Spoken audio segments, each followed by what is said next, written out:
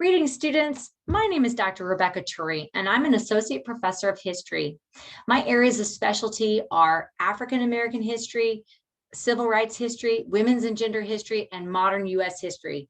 Though very often you will actually find me also teaching History 101, World Civilizations to 1500. Now, the course that I'll be teaching for Colloquium is called Perception and its Uncertainties.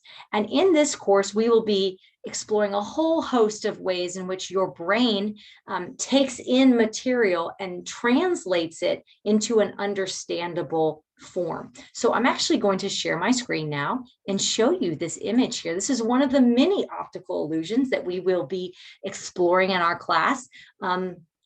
This is actually a fixed image, but we will be discussing why it is that your brain looks at this image and then translates it to make these circles move. So that is one area that we will be exploring. But we will also be looking at ideas about fixed perceptions, about fixed intelligence, showing how the latest research is actually showing that these things are far from fixed and that you have control over your own learning. And that even if you wanted to master an area that you think you're not very good at, you could learn, you could kind of develop those tools to learn that skill.